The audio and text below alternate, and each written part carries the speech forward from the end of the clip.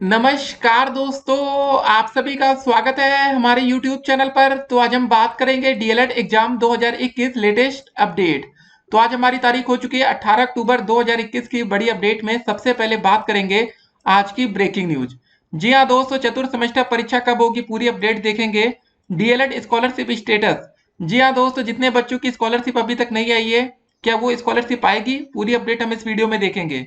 एक और बड़ी अपडेट, पेपर लीक मामला, क्या निरस्त होगी परीक्षा। जी हाँ दोस्तों, आपको पता होगा कि कल जूनियर वाला पेपर था, जूनियर शिक्षक भर्ती का। और आपको बता दें, जूनियर शिक्षक भर्ती परीक्षा का जो परिणाम है, रिजल्ट है, वो 12 नवंबर को घोषित हो जाएगा। एक और अपडेट देखिए, प्रश्न पत्र भेजकर मिटाई गई व्हाट्सएप चैट, लेकिन गैलरी ने खोल दी प्रिंसिपल और टीचर की पोल। जी हाँ दोस्तों, कैसे कैसे कल पेपर लीक का मामला सामने आया, वो अपडेट हम आपके सामने रखेंगे। एक और बड़ी अपडेट पहले हम आपके सामने रखते हैं, जरा इसको ध्यान से सुनिएगा। बेटी के लिए प्रश्न पत्र लीक कराने में प्रधानाचार्य व शिक्षक गिरफ्तार हो गए, लेकिन परीक्षा नियामक प्राधिकारी सचिव ने पेपर आउट से किया इनकार। मतलब एक तरफ दोस्त यहाँ पर पहले ही मतलब पेपर आउट हुआ था, उसके रिकॉर्ड है दोस्तों, मतलब सारी कुछ चीजें हैं, लेकिन एक तरफ हमारे सचिव जी बोल रहे हैं कि भैया पेपर आउट नहीं हुआ। ये आपके सामने पूरी अपडेट है। तो आप अंदाजा लगा सकते हैं कि जब अगली बार आप लोग शिक्षक भर्ती में सम्मिलित होंगे, मतलब यही दोस्तों, अब हमारा यूपी टेट का पेपर 28 नवंबर को हो जाएगा। उसके बाद सीटेट का पेपर दिसंबर में है। तो मान लेते दोस्तों, अगर हमारी नई भर्ती का नोटिफिकेशन जनवरी में आता है, अगर आपको उसमें मौका दिया जाता है, तब सोचिए अगर पेपर लीक हो गया तब क्या होगा आपके साथ। और आपको बता दें, जो ये भर्ती निकली थी ना, बहुत ज्यादा पदों पर नहीं थी, 1894 टोटल पद थे। एक और बात बता दें, 1504 सहायक अध्यापक के पद थे, जिसमें दोस्तों डीएलएड और बीएड के छात्रों को मौका दिया गया। तो आप अंदाजा लगा सकते हैं कि 1500 पदों पर अगर कोई भर्ती परीक्षा पेपर लीक हो जाता है, मान लेते 100 200 300 400 लोगों को भी मिल गया, तो बताइए कैसे नौकरी मिल पाएगी। बाकी डीएलएड का पेपर आउट होता है कि नहीं, ये बात आप लोग बहुत ही अच्छे से अब समझ चुके होंगे। तो दोस्त, ये पूरा मामला है, पूरी अपडेट हम आपके सामने रखेंगे। एक और बड़ी अपडेट निकल कर आई कि कोरोना से जान गंवाने वाले आश्रितों को मिलेंगे 50-50 हजार रुपए। 30 दिन हो सकती है समय सीमा। जी हाँ दोस्तों, पूरी अपडेट आपके सामने रखेंगे। देखिए, सहायक अध्यापक भर्ती परीक्षा में साल भर सहित 2 गिरफ्तार हो गए, 4 लाख रुपए में लिया था ठेका। सोचिए, मतलब जिन बच्चों के पास 4 लाख रुपए होगा, देखिए जो लोग गिरफ्तार हो गए उनकी अपडेट तो हम आपके सामने रख पा रहे हैं, लेकिन बहुत से ऐसे भी तो होंगे जो गिरफ्तार नहीं हुए होंगे। अब वो किसी ना किसी की नौकरी कंफर्म करा दी होंगे। तब आप समझ सकते हैं दोस्तों कि कैसे नौकरी यहाँ पर मिलती है। और जब छोटी वैकेंसी होती है, पद कम होते हैं, अगर पेपर लीक का मामला या साल भर गैंग एक्टिव हो जाता है, तब फिर आम बच्चों को नौकरी मिलना काफी ज्यादा मुश्किल हो जाता है। डीएलएड में सभी बच्चों ने लाखों रुपए खर्च किए हैं, नौकरी सबको नहीं मिल पाएगी, ये बात आपको अच्छे से पता है। तो गाइस, अगर कोई पेपर लीक हो तो उस परीक्षा को निरस्त करना चाहिए, ताकि मतलब किसी भी ऐसे बच्चे को नौकरी ना मिले जो बिल्कुल तैयारी नहीं किया था। और जो बताइए, जो बच्चे मेहनत दिन रात करते हैं, कोचिंग पढ़ते हैं, किताब खरीदते हैं 10-10, लेकिन उसके बाद क्या नतीजा आता है, नौकरी ना मिलना। एक और अपडेट आपके सामने रखेंगे, योगी सरकार द्वारा दी गई नौकरियों के आंकड़े। बेसिक शिक्षा समेत अन्य विभागों में 4.5 लाख लोगों को मिली है सरकारी नौकरी। एक माह में नौकरी तलाश करने वाले 15 लाख लोग बढ़ गए। एक तरफ दोस्त ये हो रहा है कि भैया 4.5 लाख लोगों को सरकार ने नौकरी दे दी, और आप सोचिए कि एक महीने के अंदर 15 लाख लोग बेरोजगार यहाँ पर मिले। इतना रजिस्ट्रेशन हो गया, कितनी ज्यादा बेरोजगारी है। तो चलिए हम आपके सामने पूरी अपडेट को रखेंगे, कोई भी अपडेट आज आपसे छूटेगी नहीं। इस अपडेट को देखिए दोस्तों, पहले 4.5 लाख से अधिक युवाओं को सरकारी नौकरी, सरकारी नौकरी का कीर्तिमान। जी हाँ दोस्त, योगी जी आपको दिख रहे होंगे, तो आप अंदाजा लगा सकते हैं। 2 करोड़ से अधिक लोगों को, ठीक है, एमएसएमई इकाइयों में रोजगार मिला 2 करोड़ लोगों को। ठीक है, जरा सुनिएगा, कितने लोगों को, 2 करोड़ से अधिक लोग। उसके बाद 1 करोड़ 50 लाख से अधिक श्रमिकों को मनरेगा में रोजगार। अब बताइए, मनरेगा की भी नौकरी को यहाँ पर दिखाया जा रहा है कि इसको नौकरी कह रहे हैं। ठीक है, उसके बाद दोस्तों आप देख सकते हैं, 4,10,000 से अधिक युवा कौशल विकास के तहत सेवा योजित हुए। तो ये दोस्तों पूरा मामला है। 1 लाख से अधिक लोगों को मानदेय पर रोजगार मिला है। तो ये भैया सरकार अपने आंकड़े आपके सामने रख रही है। 1,25,987 बेसिक शिक्षा में नौकरियां मिली। ठीक है, अलग अलग दोस्तों अपडेट यहाँ पर आपके सामने रखी जा रही है। 1,43,445 यूपी पुलिस भर्ती एवं प्रोन्नति बोर्ड, सभी दोस्तों अपडेट हम आपके सामने रख रहे हैं, कुछ भी अपडेट आज आपसे छूटेगी नहीं। कुल नौकरियों का दोस्तों देखिए, संविदा कर्मचारी, आउटसोर्सिंग, अगर हम सबको जोड़ लें तो यहाँ पर संख्या आ रही 7,71,454 लोग। तो ये दोस्तों पूरी अपडेट है। एक लोग अमेठी से दोस्तों बोलती है वीनो रस्तोगी, और एक तरफ देखिए तृप्ति सिंह रायबरेली से। ठीक है ना। तो पूरी अपडेट अभी हम आपके सामने रखने वाले हैं, और जरा इस अपडेट को भी देखिए। 20 दिसंबर के बाद कभी भी चुनाव की घोषणा हो सकती है। 20 दिसंबर के बाद लग सकती है आचार संहिता। जी हाँ दोस्त, अगर एक बार आचार संहिता को लागू कर दिया गया तो अब देखिए नई भर्ती का विज्ञापन नहीं आ पाएगा। तो सिंपल सी बात है दोस्त, हमारा यूपी टेट का जो रिजल्ट है वो 28 दिसंबर तक आएगा। तो अगर नई भर्ती का विज्ञापन या दोस्तों सरकार क्लियर नहीं करती कि कितने पदों पर वैकेंसी आएगी, तब बहुत ही ज्यादा दिक्कत हो जाएगी। अगर वैकेंसी नहीं निकल पाई तो ये मान के चलिएगा भैया आपका साल तो ये बेकार हो ही जाएगा, और उसके बाद चुनाव होने के 2-3 साल से पहले तो नौकरी की उम्मीद कर ही नहीं सकते। सोचिए 2018 में अंतिम वैकेंसी आई थी, 2019 साल बर्बाद हो गया बच्चों का, 20 में कोई नौकरी नहीं है, 2021 अब ये खत्म हो जाएगा, इसमें भी कोई नौकरी के आसार नहीं है। 3-3 साल बच्चे लगातार बेरोजगार हैं। 2022 में दोस्तों चुनाव है, इसीलिए नौकरी की एक उम्मीद है, नहीं तो वहां पर भी आप उम्मीद नहीं करते। प्रश्न पत्र भेजकर मिटाई व्हाट्सएप चैट, लेकिन गैलरी ने खोल दी प्रिंसिपल और टीचर की पोल। यहाँ पर दोस्तों देखिए पेपर लीक का मामला बिल्कुल आपके सामने क्लियर रखा जा रहा है, और एक तरफ सचिव जी कह देते भैया कोई पेपर ही लीक नहीं हुआ, बात ही खत्म हो गई। आपके सामने पूरी अपडेट है। परीक्षा नियामक प्राधिकारी सचिव ने पेपर आउट से कर दिया इनकार। ठीक है, तो आप लोग जितना मन है चिल्लाते रहिए, लेकिन कोई सुनवाई होगी ही नहीं। जब ऊपर से दोस्तों आदेश आ गया कि भैया पेपर लीक ही नहीं हुआ है, और एक तरफ लोगों की गिरफ्तारी भी हो जाती है, तभी दोस्तों बच्चे कंफ्यूज हो जाते हैं कि कौन सच बोल रहा है कौन झूठ बोल रहा है। चलिए इस अपडेट को पहले हम आपके सामने रखते हैं। प्रयागराज से अपडेट है, और वीडियो को आप लोग शेयर करिएगा दोस्तों। ठीक है, कभी भी पेपर लीक का समर्थन मत करिए। अगर आप मेहनत करेंगे तो नौकरी पाना ज्यादा आसान है, और पेपर लीक में यही होता है दोस्तों, जिन बच्चों के पास सेटिंग अच्छी है, पैसा ज्यादा है, साल भर रख देते हैं अपनी जगह, उनको तो भैया नौकरी मिल जाती है।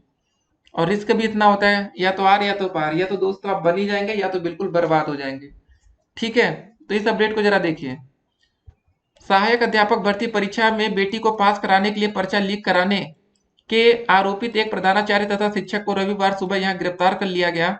स्पेशल टास्क फोर्स एसटीएफ ने स्कूल पहुंचकर doctor care Katju inter college की कीटगंज के प्रधानाचार्य रामनयन द्विवेदी तथा सहायक अध्यापक अशोक तिवारी की गिरफ्तारी की। शिक्षक के मोबाइल की गैलरी से पेपर भी बरामद हो गया। जी हाँ दोस्तों, जब साक्ष्य बरामद हो गए उसके बाद पेपर को निरस्त क्यों नहीं किया गया? सवाल यहाँ पर यह है कि पेपर आउट हुआ कैसे। जी हाँ दोस्तों, एक तरफ होता है ना कि बिल्कुल कड़ी चौकसी बरती जा रही है, ये सब चीजें होती रहती है, लेकिन उसके बाद कैसे पेपर आउट हो गया? सोचिए, ये तो पकड़ गए महाराज, बाकी जो लोग नहीं पकड़े गए होंगे और जितने बच्चों तक पेपर पहुंचा हुआ उनकी तो भैया नौकरी कंफर्म हो जाएगी। तो दोस्तों इसीलिए हम कहते हैं कि कभी भी आपको पेपर लीक का समर्थन नहीं करना चाहिए। अब एक तो इतने लिमिटेड पद थे यहाँ पर, और काफी बच्चे लंबे समय से इंतजार कर रहे थे कि कब इसका पेपर हो, कब हमारी नौकरी लगे। तो दोस्तों पूरा मामला हमने आपके सामने रखा। अब देखिए बात होगी डीएलएड स्कॉलरशिप स्टेटस को लेकर। जी हाँ दोस्त, इसका लिंक वैसे हमने कमेंट बॉक्स में दे रखा है।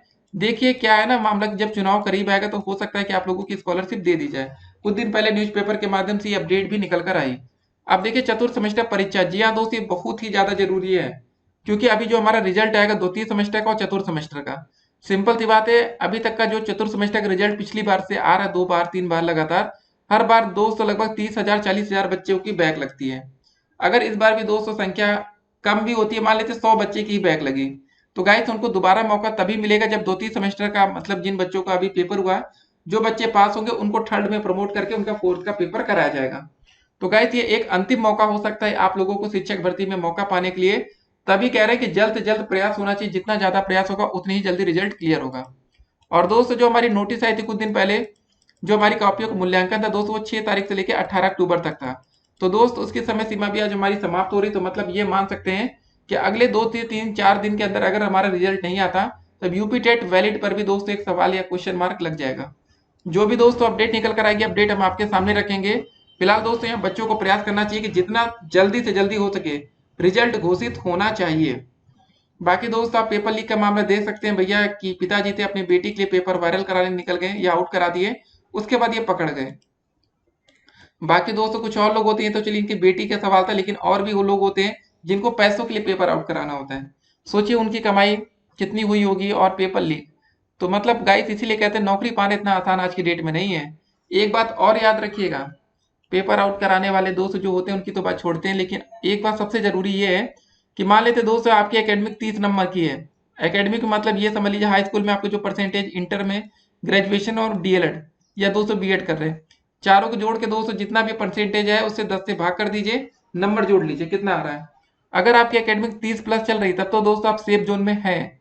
अगर आपकी एकेडमिक 30 से कम में चल रही है, मान लेते 28, 29, 27, 25, तब आप सेफ जोन में नहीं है। तो आप अच्छे से पढ़ाई करिएगा। लापरवाही अगर आप करेंगे तो ये मान के चलिए कि आपकी नौकरी नहीं मिल पाएगी। ठीक है। कुछ स्पेशल वर्ग है जहां पर आपको फायदा हो सकता है, जैसे कि एसटी कैटेगरी। यहाँ दोस्तों पिछली बार सीटें खाली रह गई थी। एससी कैटेगरी यहाँ मेरिट जनरल, ओबीसी और ईडब्ल्यूएस से थोड़ी डाउन जा सकती, ज्यादा अंतर देखने को नहीं मिलेगा, क्योंकि अब बच्चों की संख्या निरंतर बढ़ती जा रही है।